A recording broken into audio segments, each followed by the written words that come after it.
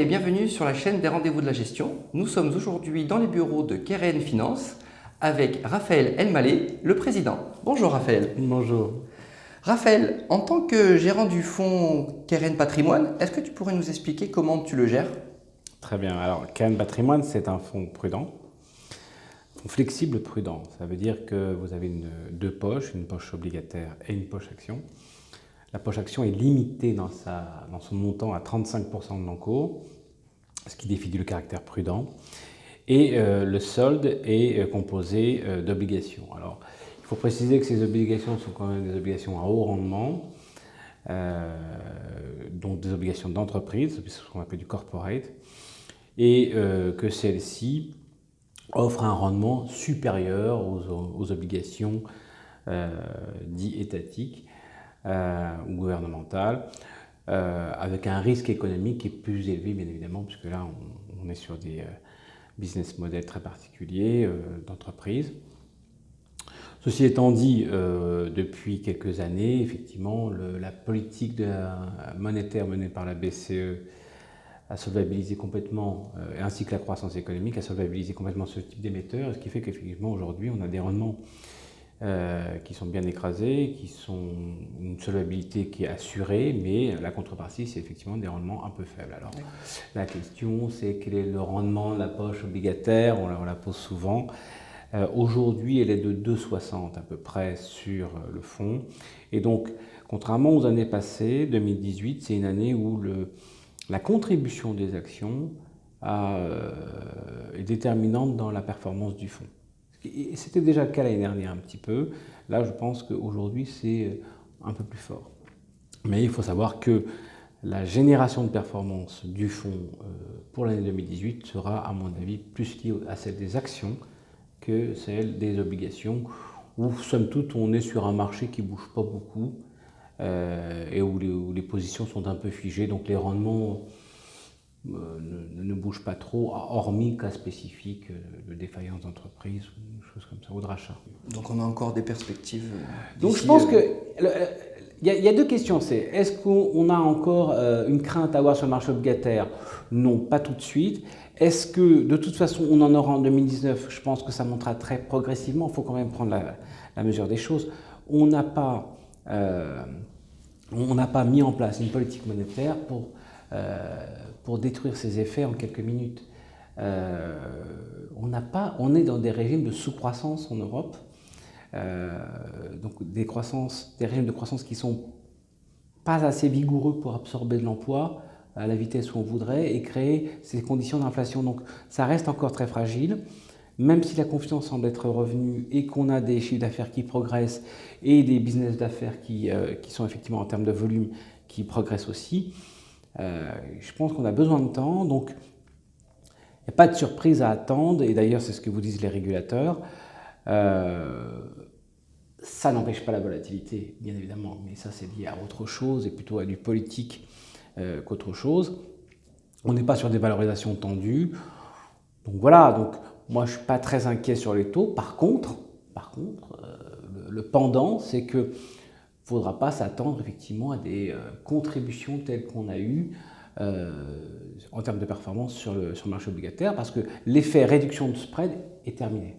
Donc on n'est plus qu'en rendement, et en rendement aujourd'hui on est sur des niveaux de 2,60. Si on pondère, en fait, si on prenait le portefeuille obligataire de Keren Patrimoine, c'est 3,60, mais comme il est pondéré à 70%, voilà, on est sur des niveaux de 2,60 en termes de contribution. Quelle est pour la maison Keren la conviction au titre de 2018 de l'investissement? Nous, on a toujours eu un biais small et mid cap, donc on reste effectivement sur ce biais-là et assez européen.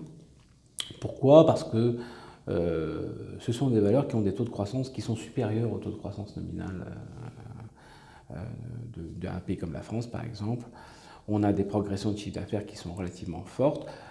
Lorsqu'on va sur des plus grosses valeurs, on a des taux de croissance de chiffre d'affaires qui sont plutôt indexés à la croissance mondiale ou à la croissance du pays en question.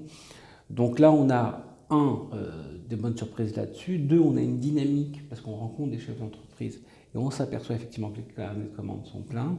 Et il y a un aspect spéculatif parce que lorsqu'on est dans des régimes de croissance relativement faible pour une grosse entreprise, eh bien, la croissance organique tire relativement peu les résultats et le chiffre d'affaires.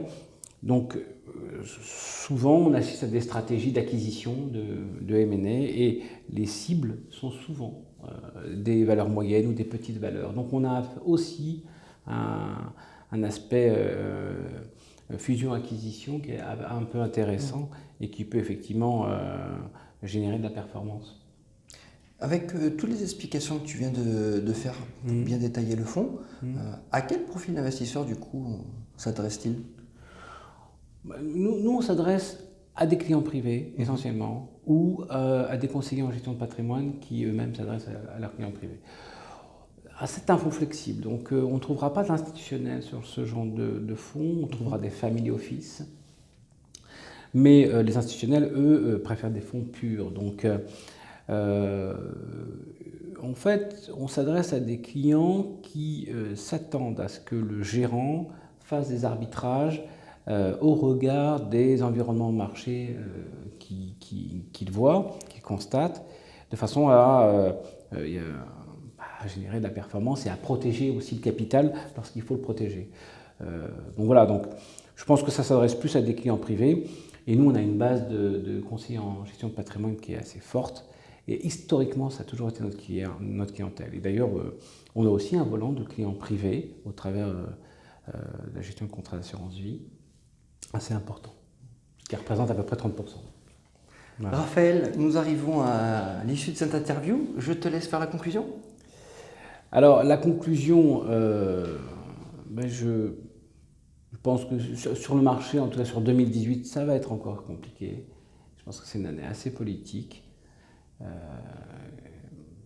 Parce qu'effectivement, il y a aux États-Unis des décisions qui sont prises de façon un peu non conventionnelle, on va dire, et qui sont une nouvelle donne, qui dessine un nouveau paysage à peu près économique.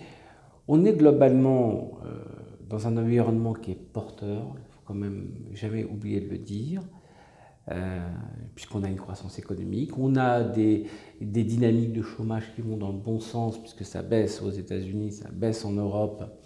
Ça prend son temps en Europe, mais ça baisse. Il y a aujourd'hui des écueils où je trouve que le marché est relativement mature, notamment ce qui se passe en Italie par exemple. Le marché est assez mature.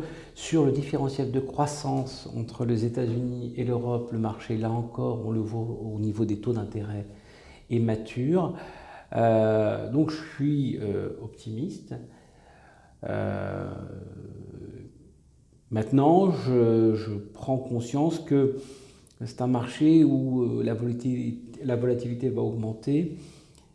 Et elle va augmenter parce que petit à petit, et c'est un peu le but, on va retrouver des conditions économiques normales. Il ne faut quand même pas oublier que sur l'économie, vous avez des banquiers centraux qui sont au chevet, et donc on n'a pas un fonctionnement normal, on a un fonctionnement entre guillemets administré.